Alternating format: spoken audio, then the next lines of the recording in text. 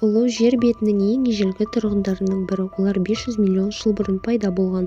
Бұл жануарларға көп тамақ қажет емес, және олар кез келген ортаға бейімделе алады. Зерттеулерге сәйкес, ұлулар соқыр және саңырау. Олар тек жарық пен қараңғылықты ғана ажыратады. Бір-бірімен жанасу арқылы байланысады. Ұлулар орташа есеппен 15 жыл өмір сүреді. Суда да, құрлықта да тіршілік етеді. Қолайсыз жағдай кезінде 6 айлық ұйқыға кете алады. Ол планетадағы ең баяу жаратылыстардың бірі. Орташа есеппен алғанда 1 минуттың ішінде 7 сантиметр қашықтық жүреді екен. Олар жұмыртқалау арқылы көбейеді. Ұрпақ қалдыру үшін ұлуларға серіктес қажет емес. 3-4 аптаның ішінде бір ұлу 85 нәресте әкелуі мүмкін. Туылған кезде қабығының түсі мөлдір болады. Қабықтың мықтылығы ағзадағы кальцийдің мөлшеріне байланысты.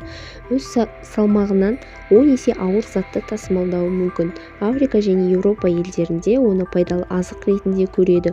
Ұлудың етіндегі ақуыз мөлшері тауықтың жұмыртқасынан көп. Тістерінің саны кез келген акуладан көп, шамамен 25 мың.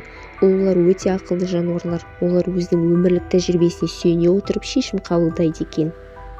Олар құрт-құмырсқамен қоректенеді. Тұз бен қант бұл жануарлар үшін улы. Қауіп төнген жағдайда өз қабығына толығымен тығыла алады.